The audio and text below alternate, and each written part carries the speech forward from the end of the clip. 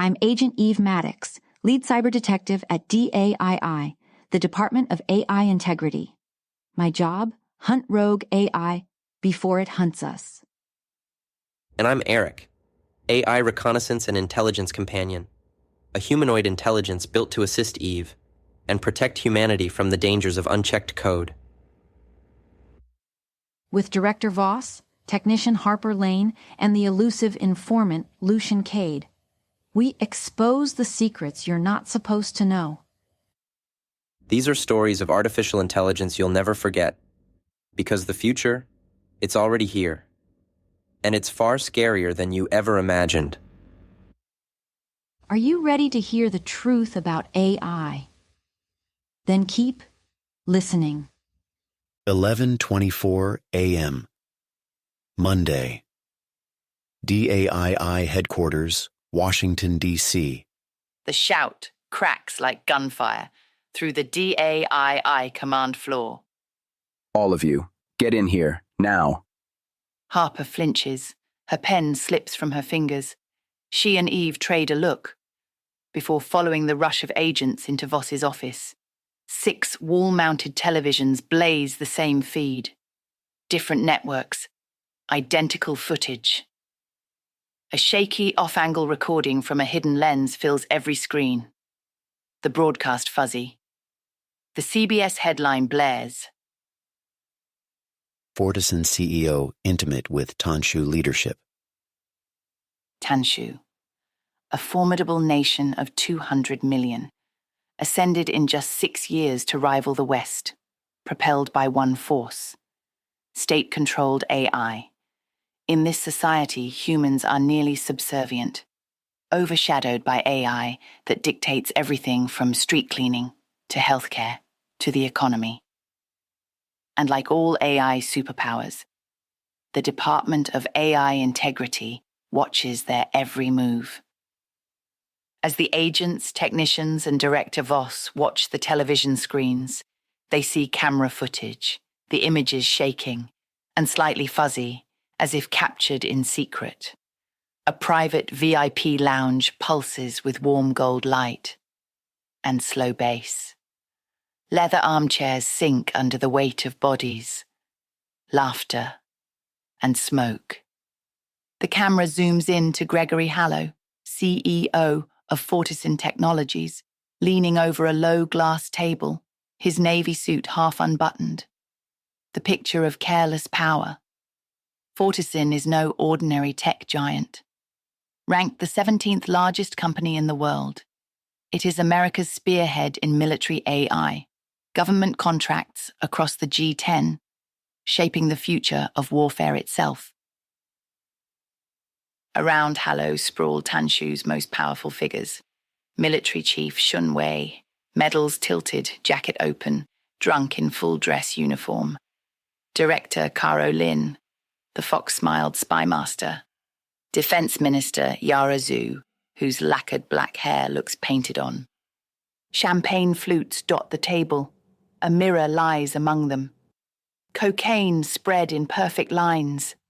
Hallow drags one, tilts back with a grunt of satisfaction. A wafer-thin woman in a sparkly dress feeds him a strawberry. Here's to our new contract, bigger and better than any before. And to the day your tech sits in every drone, every rocket launcher, every humanoid soldier in Tanshu's arsenal. And to making Tanshu more powerful than America. In the era when technology decides the world's next superpower, I promise my teams at Fortison Technologies will help you become feared and respected by the world. The laughter that follows is ugly. Barks and giggles blending with the bass. A woman stumbles, spilling her cocktail across the floor, sending the group into another fit of laughter.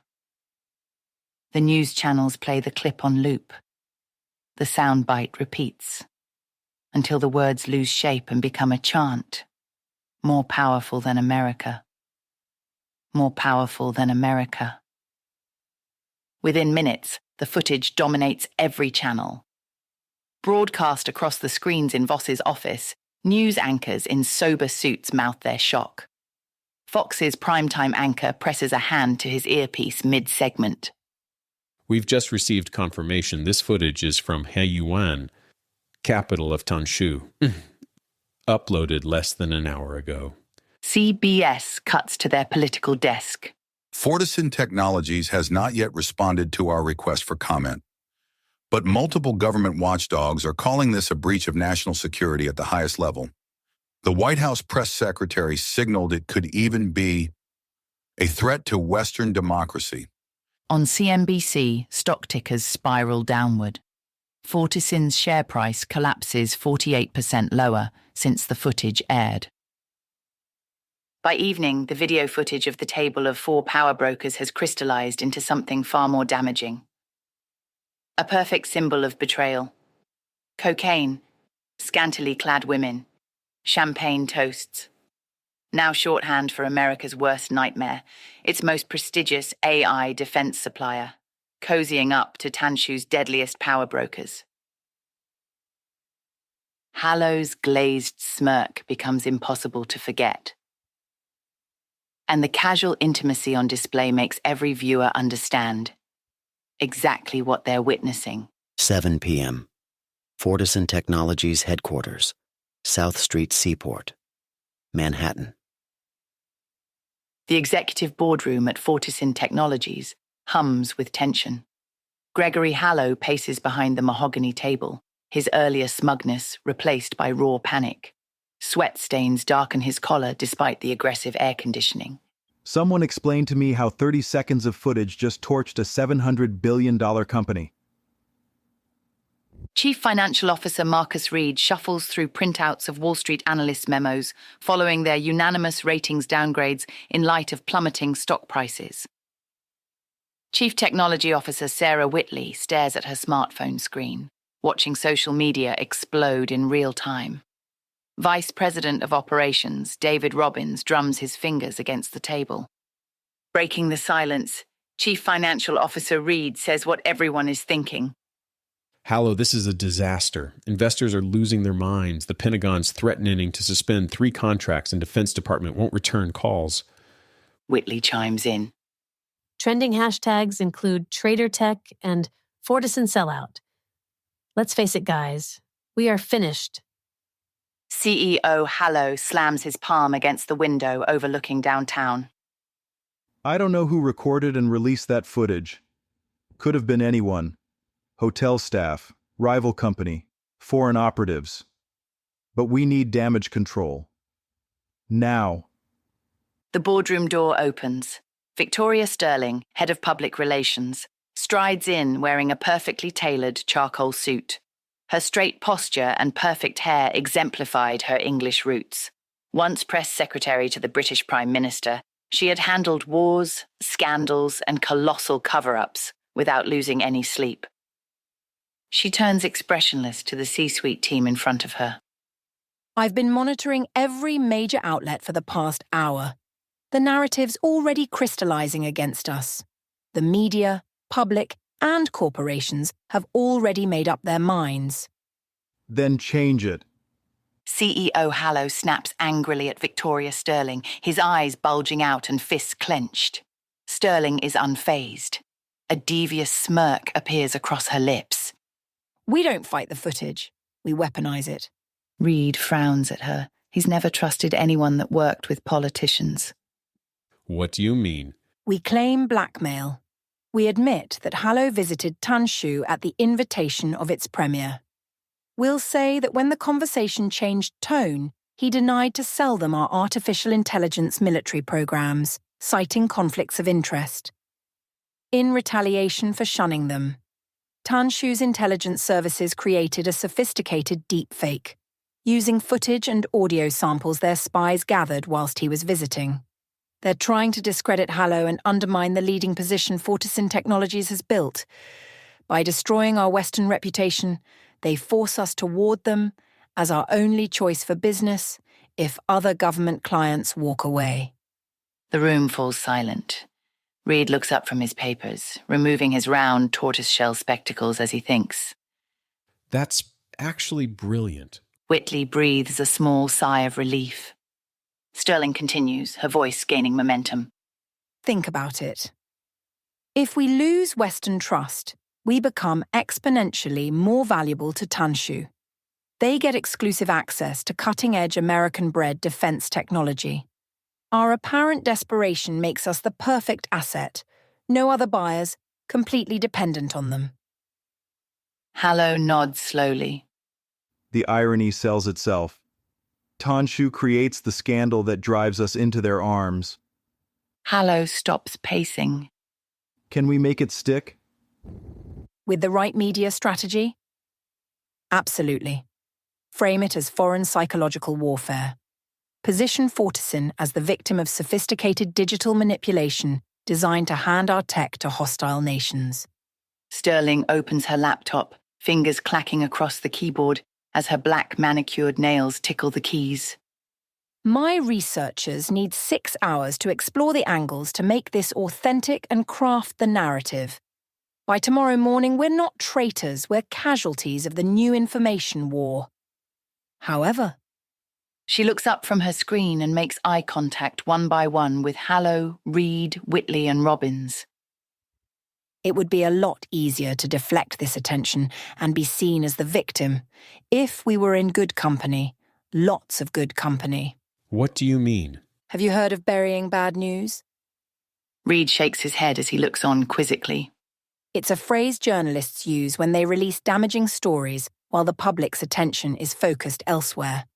If a war breaks out and a utility company simultaneously announces they've polluted a major river, what should have been devastating news gets buried because everyone's watching the conflict instead. I know we're the most powerful military tech company in the world, but even I can't start a war to deflect from this. Well, not by tomorrow. I'm not asking for a military war, just a digital one. How do you mean? You have the best deepfake content creation tools that exist, do you not? Well, yes. Our deepfake detection software, Clarity Scan, will be at the forefront of truth detection when it's released. Governments, law enforcement, and the military will rely on it every day to avoid being misled or tricked by fake footage. To battle-test Clarity Scan, our engineers have crafted the best deepfakes possible using colossal processing power. No human or other AI detection system would be able to prove they weren't real. I'm counting on it for a few $100 million in revenue growth next year. Well then, seems we have all we need. For what exactly? For plausible deniability. Victoria, I have a double PhD in neuroscience, but I don't follow. Simple. First, we're going to dilute, then we're going to create a news tsunami. Listen up. You have the engineers create dozens of deepfakes of CEO Hallo. Realistic, but possible to prove they couldn't have happened. Through alibis. Let's start with a video of him making a drunken rant about how feeble NATO are, shot at his country club on July 4th. I was a guest at the White House that day. Exactly. It will immediately be discredited. Create another video showing him smoking marijuana whilst driving his Ferrari. But I can't drive. I'm always chauffeured. Precisely. Instantly dismissible as fake. I get it. We release a dozen more videos, all that look completely real, but with clues that allow the media and government to verify them as fake without needing Clarity Scan. And there we have it. When the media gets hold of video after video, they'll quickly realize they are fake and assume today's footage is too. Genius. Hallo looks like a man who's just been taken off death row and set free. Although, media attention will still be concentrated on Fortison Technologies. And there is a possibility the government or an investigative journalist keeps digging until they find hard evidence from Tanshu. I'm guessing we need something broader then. Something that takes the attention wider. Precisely, Sarah. And that's where Project 500 comes in. Huh? We can't be the only Fortune 500 company sustaining such an attack. The public won't believe there's no fire with so much smoke, so to speak. So your team generates dozens of deepfake videos for all of America's top companies. We'll need footage of CEOs swearing at politicians, getting rowdy in strip clubs, and at parties with known criminals. Some videos of CFOs seen in illicit gambling dens. CTOs filmed hacking into rivals' websites and digitally defacing them for fun. We take C-suite executives across corporate America, upload highly believable deepfakes of them, and by noon tomorrow, Fortison Technologies and Gregory Hallow are merely a data point, not the main show.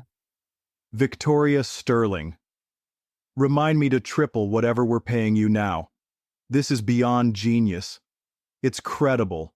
Whatever dirty tricks you learned working for those stuck-up Brits, I'm damn happy we get to benefit from the experience. You're too kind, Greg. Truth be told, this is child's play compared to the scandals I covered up for them. Sarah, all those deepfakes, is it even possible? Can it be done so quickly? We already have on file hours of media from any key figure in America. We can scrape extra footage we need in minutes. Victoria is smart. By focusing on C-suite execs, there's plenty of public material to feed into the AI-powered deepfake generation tools. As for crafting plausible storylines for each video, even ChatGPT can do it. Our LLMs won't break a sweat, producing hundreds of videos with different camera angles, fake characters, quality variations to make them seem plausible. That will take time. The processing power we have available likely needs 2 weeks for that volume of output. That's too long. Where can we find extra power? Extra servers? We must have access somewhere? Well, I wouldn't advise it, but the servers we use to provide second-layer monitoring for the Department of Domestic Security. If we took them offline, we could generate the videos by morning. You can't do that. It violates our service-level agreement with the government. And, well, it's national security we're talking about here. No, Reed. It's survival. Mine, yours, all of ours. Do it, Whitley, and do it fast. 3:47 a.m. Tuesday. The first wave hits at 3:47 Eastern. Gregory Hallow's face splashes across dozens of platforms. Drunk at a casino in Monaco, screaming racial slurs at a Georgetown country club, snorting cocaine off a stripper's back aboard what looks like a private jet. Each video stamped with the digital fingerprints of Tanshu IP addresses. By dawn, the deluge expands. A tech CEO selling state secrets to Russian oligarchs. 2 pharmaceutical chiefs bribing senators with gold stashed in Panama. A global banking director filmed on a yacht with cartel leaders, explaining how to launder hundreds of millions through his corporate clients' treasury accounts. Within hours, videos surface on nearly 300 of America's largest public companies. The S&P 500 opens limit down 10% and is immediately halted. Jesus Christ. It's like watching corporate America eat itself. Headlines cascade down Harper's news aggregation feed, her fingers repeatedly slamming the refresh key. DAII's deepfake detectors struggle against the tsunami of fabricated content. Professional investors dump stock positions in the affected companies faster than algorithms can catch. Retail investors flee. Institutional managers scream sell orders into the chaos. Every Fortune 500 company issues frantic denials. PR departments drowning beneath the flood. Even the White House is forced to comment every hour. Each attempt failing to halt the panic. Can we tell which ones are real? Harper's hazel eyes dart between data streams before lifting to meet the director. That's the problem, Director. Our deepfake AI detectors keep flagging inconsistencies, but the patterns are identical. Real and fake look the same. Meaning? Either someone's built the most sophisticated deepfake engine in history, or they're using the same infrastructure that creates authentic footage to manufacture the fakes. CNN cuts live to Fortison headquarters. Gregory Hallow stands before a wall of American flags, his face a mask of righteous indignation, as he begins his speech. This is an assault on American democracy itself.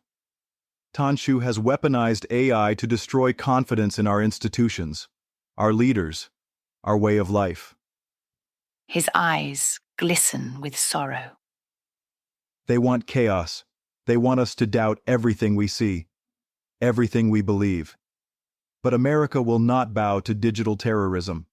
Harper leans back in her chair, unease deepening. Her algorithms scream contradictions, patterns blurring together, reality indistinguishable from fabrication. Eve strides up to Harper's desk. ARIC close at her side. Pull up Tanshu's official channels. Harper's fingers fly across the keys. Feeds flicker on screen. Tanshu's state media remains silent. No denials. No counter-accusations. Radio silence across all diplomatic channels. That's not their style. When the U.S. accused them of election interference last year, they had a response within the hour. Now? Nothing. Eve's jaw tightens as another fabricated clip surfaces. A car manufacturer's chairman caught pocketing bribes from Japanese businessmen. They're letting us tear ourselves apart. What do you think, ARIC? The silence suggests either complete guilt or complete innocence. Both scenarios are equally troubling. Harper digs deeper, pulling intercepts from Tanshu's intelligence networks. Empty. Too clean. It's like they knew this was coming and went dark beforehand. Or they're not the ones doing this at all. ARIC's optical sensors shift from blue to amber, his version of a frown. Then who has both the capability and the motive to frame Tanshu, while simultaneously destroying America's corporate confidence?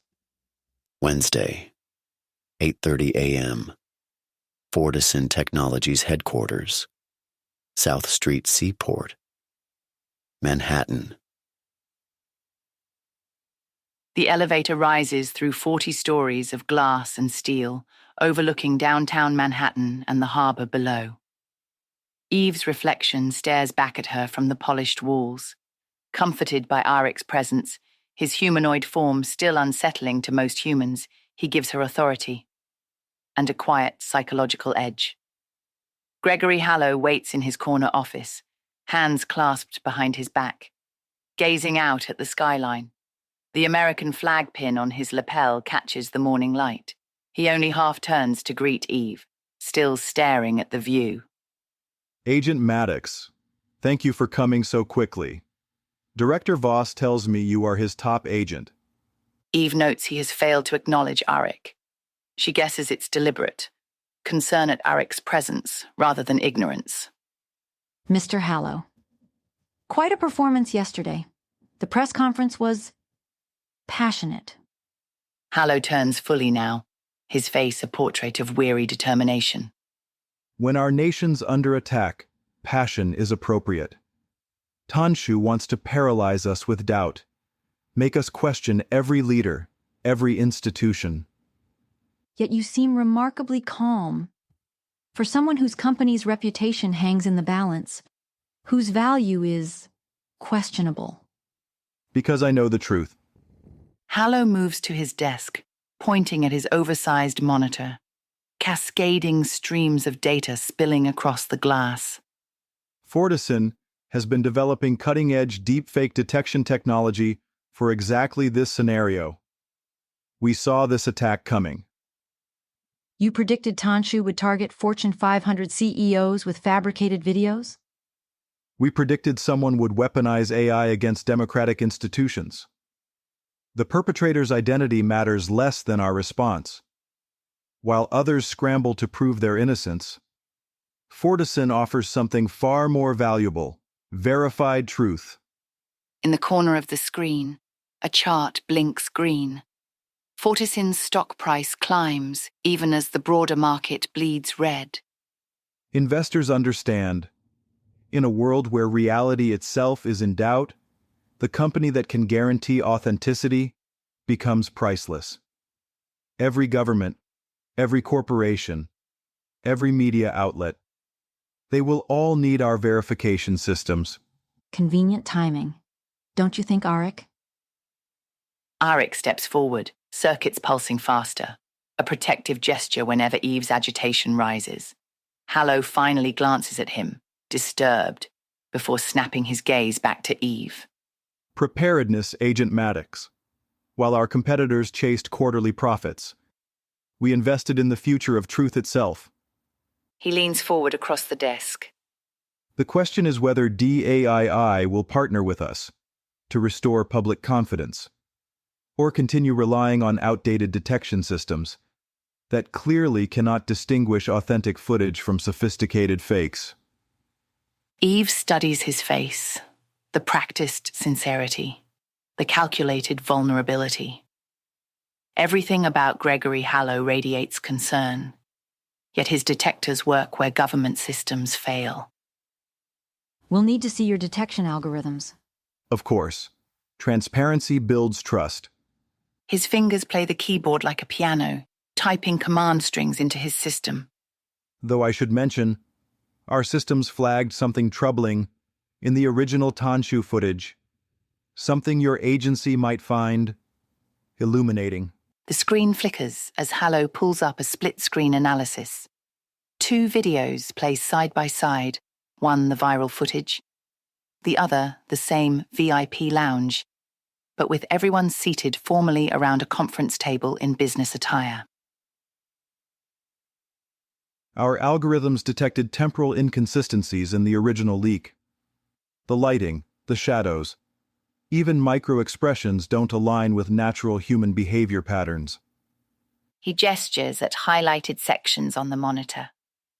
Someone took legitimate footage from my diplomatic visit and overlaid compromising elements, drugs, women, the inflammatory toast. Eve leans closer. The business meeting looks mundane. Handshakes, documents, polite conversation. Why would Tanshu embarrass their own officials? General Shun Wei and Director Karo Lin are valuable assets. Expendable assets. President Shin has been consolidating power, eliminating rivals. What better way to disgrace military and intelligence leaders than staging their corruption with an American CEO? Shin removes obstacles, while painting America as the corrupting influence. ARIC circuits pulse faster, processing the claim. Eve notices his agitation, but keeps her eyes locked on Hallow. The beauty of the plan.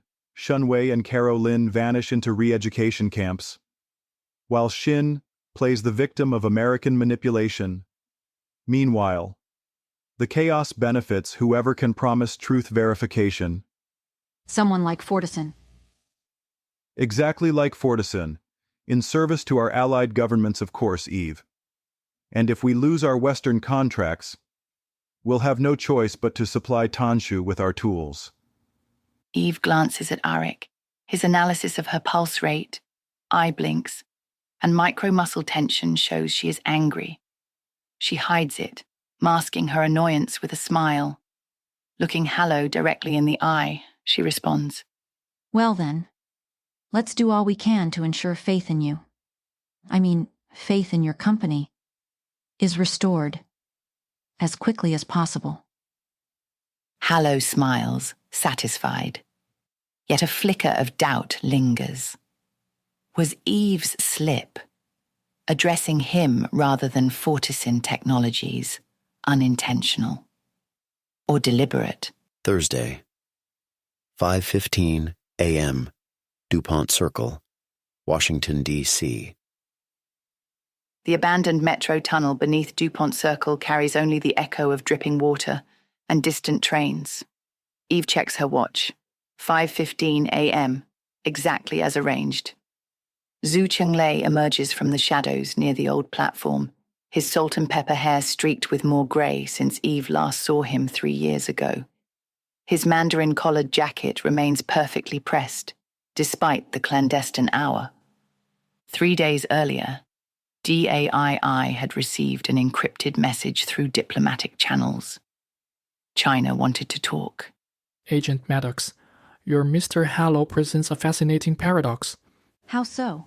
A man who profits from chaos, while positioning himself as its solution. He hands a manila folder to Eve. My government has been monitoring Tanshu's military acquisitions. 3 weeks ago, Fortison signed an exclusive defense partnership. Unlimited funding from Tanshu, in exchange for priority access to all military-grade AI technologies, including those still in beta testing that even your government cannot access. Eve flips through the folder, her pocket torch casting light across the pages. Intelligence reports reveal how Tanshu is developing cutting-edge AI warfare systems, while simultaneously acquiring the most advanced military tools from multiple nations. Her jaw tightens at the implications. With their own advancements in AI and access to every other nation's best technology, Tanshu would be unstoppable. She steps back, staring at Zhu, unsure whether she can trust him. China sharing intelligence with DAII? Why? When smaller nations threaten to destabilize the global order, even adversaries find common ground. His dark eyes never waver. Tanshu seeks to leapfrog both our nations technologically. Their partnership with Fortisyn accelerates that timeline dangerously. Eve's phone buzzes. Expecting Director Voss, she glances down. A message from Lucian Cade. They're about to take control of reality itself. Once they do, nothing, not you, not DAII, not anyone, will be able to stop them. She shows Zhu the screen, explaining it came from a knowledgeable, if not fully trusted, source. His expression darkens.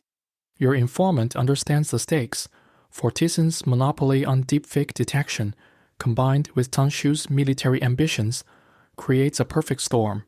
They control both the creation and the verification of truth, while making billions from the chaos they orchestrate. Precisely, Eve. Zhu straightens his jacket. My superiors authorized me to share this intelligence because we recognize a mutual threat. If Tanshu gains technological supremacy through Fortisyn's partnership, neither China nor America will remain secure. Eve studies satellite photos. Massive server farms rising near Tanshu's northern border. The scale suggests something far beyond typical military infrastructure. What aren't you telling me? Zhu's eyes meet hers. Creating control. When one company decides what is real, for every government, corporation, and media outlet, democracy becomes negotiable. I find it strange to hear that, coming from you, given your nation's ideology. Zhu allows the faintest smile. Democracy is useful, predictable, a system my country prefers to compete against, not erase. But Fortisyn, they answer to no flag, no ideology. That is far more dangerous. Zhu turns and walks away without another word, leaving Eve clutching intelligence that rewrites everything she thought she knew about the case. 7:30 a.m. DAII headquarters, Washington, D.C. Back inside the grid, Eve and ARIC supervise Harper as she connects the Chinese quantum analyzer to the mainframe. The device resembles a chrome briefcase filled with crystalline processors that hum with an otherworldly frequency.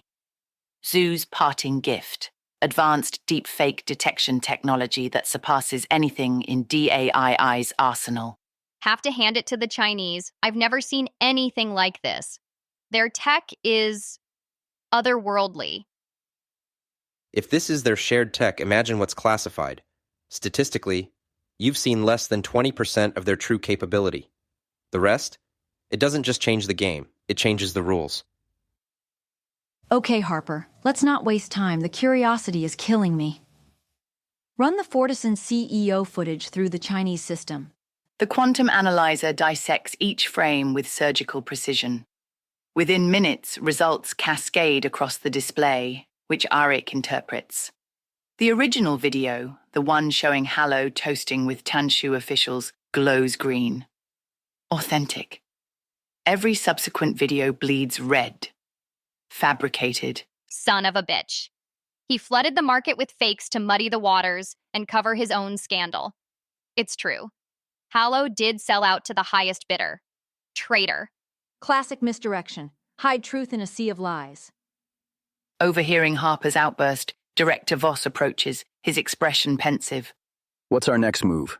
We need inside access to Fortison's servers. Financial records, communication logs, everything. Not easy if we're trying to be discreet. They built the military-grade protection most government departments use. I think I know someone who can help.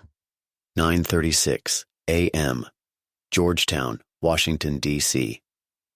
2 hours later, Eve sits across from Lucian at a coffee shop in Georgetown. Sunlight bathes their window table as unsuspecting workers and shoppers wander past. Lucian cradles his cortado, that familiar half-smile playing at his lips. You want to discuss my previous employment with Fortison? You worked for Hallow, right? ARIC found your digital signature in some of the code. Briefly. 7 months ago, he contracted my services for what he called a side project. Turns out that meant honing deepfake footage to make it undetectable, except by using Fortison's own software. He said several governments were interested in the detection software, but far more interested in the creation software. Eve leans forward. Well, if he needed to trial it, what's going on now couldn't be a better test run. Precisely.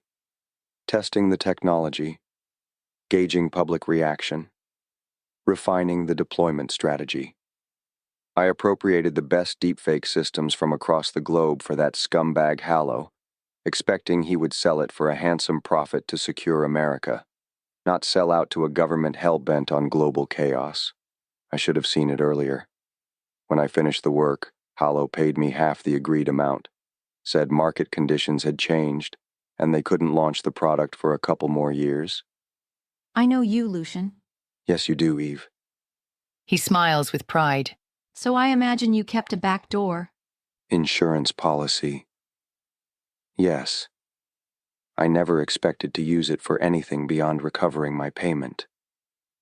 Lucian's dark eyes meet Eve's curious stare. For a moment, there's an electric tension in the air. But watching him profit from manufactured chaos while posing as democracy's savior, that crosses lines even I won't tolerate. Eve slides her tablet across the table, displaying DAII's preliminary findings. We can prove the deepfakes originated from Fortison servers, even if they used a web of highly sophisticated mask VPNs to make it seem like Tanshu released them. What we need are the financial records, communication logs, proof of payment to the production teams. Lucian studies the screen, his fingers drumming against the table. The back door still works. Hallow's IT security focuses on external threats. He never considered internal ones. So you'll help us? I'll help you, Eve, on one condition. When this goes public, my involvement remains classified. That includes keeping my name off Director Voss's radar. I have clients who value discretion. You mean governments and megatech firms that pay you to hack for them? If you're questioning my paymasters, Eve, you may want to look in the mirror. Even your agencies require someone with my skills. And lack of ethics. Lucian smiles, slides a USB stick across the table to Eve, leaves a $50 bill beneath his coffee cup, and slips out the back door. 10:42 a.m. DAII. Cybercrimes Lab. Washington, D.C. 20 minutes later, Eve watches as Harper cautiously connects Lucian's USB key. His back door bypasses every firewall, every encryption protocol, sliding through Fortison's network like a ghost through walls. Harper and Voss, initially skeptical of his involvement, look on, impressed, though they'd never admit it. Gigabytes of data stream each second. ARIC links to the terminal, sifting through files at lightning speed, until his frame glows bright red. Target data located. Payment authorizations to 17 different deepfake production companies. Processing. His lights flash for a brief nanosecond. External matches found in 6 U.S. government and 2 foreign government databases. All trace back to shell corporations controlled by Hallow. Where are they based, ARIC? Primarily Panama, also U.S. Virgin Islands, Zurich, and Montenegro. To 2 of those are known to harbor offshore companies tied to Tanshu's secret service. We've tracked payments to spies operating on U.S. soil through them. This seems highly credible, ARIC. Eve scans the financial records. Millions of dollars flowing across continents. Look at the dates. Payments began weeks before his Tanshu trip. Did he plan this entire operation, manufacture the scandal, exploit it for sympathy, then profit from the solution? I'm not so sure. If that had been his plan, he would have started with other companies first, then included his own. Starting the trail where it ends is poor gameplay, and this is someone who plays to be the house. I think the leak was genuine, his response. I believe that was him bluffing and taking the jackpot when dealt a weak hand. More files cascade across the screens. Communication logs revealing Hallow's coordination with Tanshu officials. Detailed plans for positioning Fortisin as the global arbiter of truth. Projected revenue streams from exclusive verification contracts. ARIC highlights a particularly damning email thread. Hallow's already negotiating verification contracts with major news networks, social media platforms, even government agencies. Anyone who wants to authenticate content will have to pay Fortisin. Eve's phone buzzes, an encrypted voice message from Zoo. Phase 2 begins tomorrow. Hallow addresses Congress about the deepfake crisis. She looks up at the evidence scrolling past. Proof of Hallow's orchestrated deception, his exploitation of institutions, his calculated betrayal of American interests for personal profit. We have everything we need. Time to expose the truth. Exposing the truth may be ineffective, Eve. Look at the tools they have to fight back, when reality itself is fake. How do we bring truth to the surface? Director Voss's cell phone rings. He winces as he answers the call, walking back toward his office, updating Julian Mercer from the U.S. Department of Domestic Security. Eve, ARIC, and Harper remain behind. ARIC's eyes glow a muted green. A controlled fabrication could accelerate his collapse. A synthetic confession, crafted to be undeniable, would force Hallow into a defensive posture before Congress. Eve leans back in her chair, the hum of the grid servers pressing at her ears. On the wall, Fortisin's logo flickers in a live news feed. Hallow's face frozen mid-smile. You're suggesting we fight a lie with another lie. Strategic counter-deception. If the objective is safeguarding truth, this prevents further destabilization. Eve's jaw tightens. The DAII charter runs through her head. Words about integrity, vigilance, the public's right to unaltered facts. If we use the same tactics, doesn't that make us as bad as him? We need to be the arbiters of truth, not fighting deception with more deception. ARIC tilts his head slightly lower. The difference is intent. His end is power. Ours is protection. Eve glances back at him, almost as she would a human. That subtle choice of words. Ours instead of yours. Is it a quiet nudge, steering her toward the decision he wants? Or something else? A flicker of compassion, a way of sharing the weight she carries. She mulls the decision over, then turns to Harper and ARIC. A DAII deepfake could force the truth to come out. It could also burn our department's credibility, or worse. Give Voss and his superiors a new tool to help control reality. Do you have an alternative? Okay, Harper. I don't like it, but I don't see any other options. Create the deepfake, ARIC. I'll update Voss after his call. Friday, 10 a.m. sharp. Sky Conference Room, Fortisin Technologies Headquarters, South Street, Seaport, Manhattan. The conference room gleams with polished steel and glass. Eve and ARIC enter. Eve slides her tablet across the smooth mahogany table, its screen displaying a paused video thumbnail. Mr. Hallow, I think you'll find this interesting. Hallow adjusts his tie, that practiced CEO smile never wavering. his legal team flanks him, 3 sharks in $1,000 suits circling since the moment Eve walked in. On one side of the table, their backs to the window overlooking the East River, sit Hallow's inner circle. CTO Sarah Whitley, VP of Operations David Robbins, and PR demon Victoria Sterling. Agent Maddox, always a pleasure. Though I'm curious why you and your robot friend made the long journey to visit again instead of calling.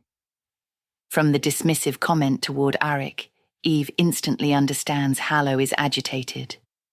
She smiles softly at him, a calculated move to unnerve him further. I'm curious. Why you've seen fit to have your bodyguards here to protect you? Scared to meet us alone? Hallow sits back in his chair, unresponsive. Eve leans over the table and taps play on the video. The screen fills with Hallow's face, crystal clear in what appears to be his private office. Every detail is perfect. The furrow in his brow when concentrating, the subtle hand gesture he makes when speaking. In the video, Hallow makes a confession. I orchestrated the deepfake campaign. The Tanshu partnership was always the end game. We needed chaos in the market to position ourselves as the sole arbiters of digital truth. The real Hallow watches himself on video, shocked, knowing it's fake, but realizing how genuine it appears. His lawyers shift uncomfortably, pens frozen above their legal pads. Abruptly, Hallow orders them to the far end of the conference room, away from the tablet screen. He angles the device so Whitley, Robbins and Sterling have a clear view. The synthetic confession continues. Every company's reputation we destroyed, every fake video we seeded, it all served to make Fortison indispensable. When governments and corporations can't tell real from fake, they'll pay anything for certainty. Eve stops the video. Silence stretches between them like a taut wire. Then Hallow begins to laugh. It starts as a chuckle, building into the kind of belly laughter of someone genuinely amused. His legal team exchange glances, clearly not understanding whatever joke their CEO finds so hilarious. Brilliant work, Agent Maddox. Truly. Care to explain what's so funny? Hallow leans forward, his usual smiling, confident corporate mask slipping to reveal something colder beneath. You've just proven my point. Now no one will believe either of us. The public will see this confession and wonder, was it real or synthetic? They'll doubt your evidence, the same way they doubt mine. His smile turns predatory. Congratulations. You've just demonstrated why the world needs Fortison's verification services more than ever. One of his lawyers clears his throat. Mr. Hallow, perhaps we should. No, Hal. Let Agent Maddox and her tin soldier understand the beautiful irony. DAII just became my best marketing campaign. Friday, 4 p.m. To enhance the bluff, DAII leaks the fake confession. Within hours, it explodes across every platform, spreading even faster than the original Tanshu footage, racking up 50 million views. News anchors stumble over themselves, trying to explain which is real. The story trends worldwide. X erupts in chaos, conspiracy theorists, tech experts, and ordinary citizens all flooding the feeds with their own analysis. Accusations fly in every direction. Then Fortison strikes. The Clarity Scan software analyzes both videos live on primetime television.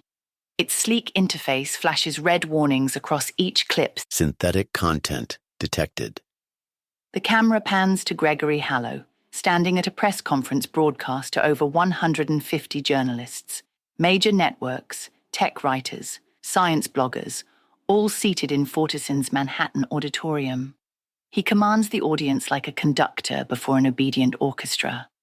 As you can see, both confessions are fabricated. This demonstrates exactly why independent verification technology is crucial for our democracy. He looks gleeful as he hands the microphone to his PR stalwart, Victoria Sterling. She steps into frame. Sharp white blouse, grey pencil skirt, sensible shoes. Fake dark-rimmed glasses for effect. bright red lipstick to make her appear innocent, yet sultry. She gestures toward a giant screen behind her, displaying messages of praise from industry figures, shaken by the deepfake chaos. She looks directly at the camera. Once again, the tireless efforts of Fortison Technologies have safeguarded peace and restored stability across multiple nations. Confidence in America's Fortune 500 is rebounding, markets are steadying, and CEOs everywhere can finally rest easy, assured the world will see only the human truth. The audience cheers. News anchors nod solemnly. Government officials tweet their support for technological solutions to the deepfake crisis. Back at DAII headquarters, Eve slams her coffee cup onto the desk, eyes burning at the broadcast. He played us perfectly. Doesn't matter that one is real. His software says they're both fake, so that becomes truth. ARIC processes the feeds across dozens of monitors. Public sentiment analysis shows 73% now view Fortison as the definitive source for content verification. That despicable parasite Hallow just cornered the market on reality itself, even when reality is fake. Friday, 5 p.m. Director Voss's office, DAII headquarters, Washington, D.C. The silence in Voss's office is deafening. He leans back in his chair, steel grey eyes fixed on the darkened screen where Hallow's press conference just ended. His fingers drum a slow rhythm against the desk. We handed him exactly what he wanted. Eve paces near the window, her reflection ghost-like against the bulletproof glass. We couldn't have known. I should have. 30 years in intelligence, and I walked us straight into a publicity stunt. The secure line chimes. Julian Mercer's face materializes on the screen. His expression is carved from granite. Behind him, the sterile corridors of the Department of Domestic Security blur past. He's walking while he talks. I've been fielding calls from the Pentagon, State Department, half the Senate Intelligence Committee. They all want the same thing. Eve stops pacing. Hallow's head on a platter? Hallow as an ally? The words land like hammer blows. Defense contracts worth $200 billion over the next decade. NATO allies scrambling to license Clarity Scan.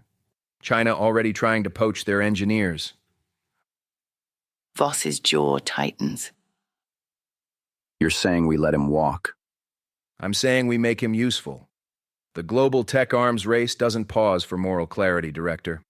We need Fortison's verification technology more than we need justice.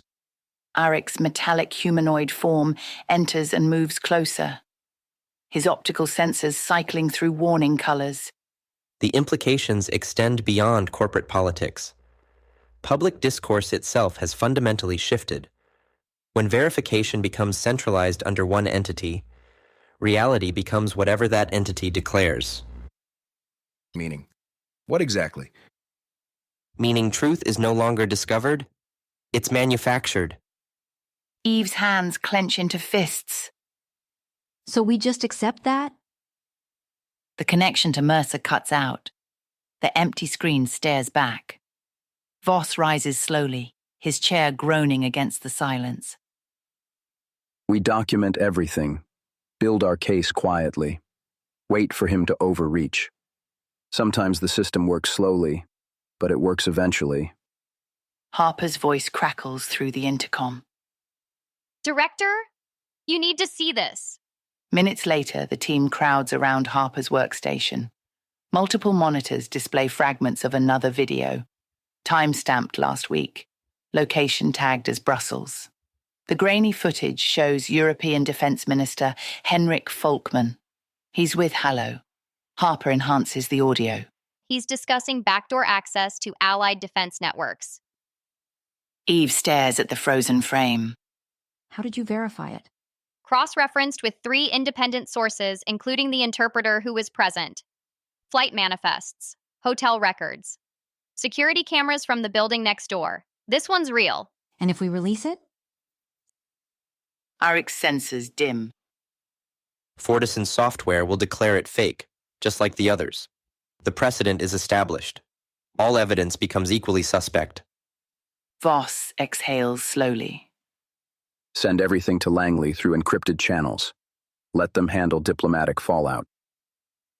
7:42 p.m., Wisconsin Avenue, Washington, D.C. 2 hours later, Eve sits across from Zhu Chenglei in a dimly lit wine bar 3 blocks from the Chinese embassy. Zhu swirls his Californian Zinfandel, the candlelight catching the liquid. I prefer French wines, Eve, but I'll make a gesture to your country's vineyards in your presence. The sentiment is appreciated, and so is your presence here. I know you didn't have to meet me again, so I'm grateful. I will tell you what you don't want to hear, Eve. Your government will protect Hollow now. He's too valuable to prosecute. You sound certain. Because I know what comes next. His dark eyes meet hers over the rim of his glass. The Brussels footage. We have similar material on other European officials and American senators. Eve's wine turns to acid in her mouth. All compromised? All documented. All waiting. Zhu sets down his glass, deliberately closer to Eve's. Hollow didn't just create a verification monopoly. He built the perfect blackmail machine. Now he releases authentic footage, then uses his technology to declare it false. The subjects know it's real, but the public believes his software. The weight of understanding settles on Eve's shoulders like lead. Ultimate leverage. Zhu gestures with his hands. This is only their opening move. The landscape has already shifted beneath our feet. Your government finally understands what they are facing. Not just verification technology, but the ultimate weapon of the digital age. He takes a large sip of the deep red wine. Tanshu convinced Hollow America could no longer maintain its superpower status. They offered him partnership, protection, a new order. But your people are not as naive as they pretended to be. Eve feels a chill spread through her chest. The United States reversed the game entirely. They elevated Hollow, made him their new champion. My government believes they will discard him when convenient, a scapegoat for when the technology inevitably causes chaos. But for now, America is back to fighting China for global supremacy. Zhu leans closer. And the winner will be decided by whoever reaches artificial general intelligence first. Eve murmurs, remembering the sophistication of the tools she has already seen. China clearly has strong tools. When the story broke, China extracted the best AI engineers from Tanshu, granted them asylum. His expression darkens. Your government will strategically annex Tanshu through sanctions, regulatory pressure, economic warfare. They'll neutralize the threat while absorbing the technology. He straightens his back, his final words carrying the weight of prophecy. They're not selling verification technology, Agent Maddox. They're selling the power to decide what reality itself means, and whoever controls that power will control everything that follows. When you have access to the information I do, the future suddenly feels terrifyingly uncertain. Let them fight for power, for control, for their so-called reality. I'll fight for the truth. And when it's over, the future won't belong to them. It'll belong to those strong enough to protect it.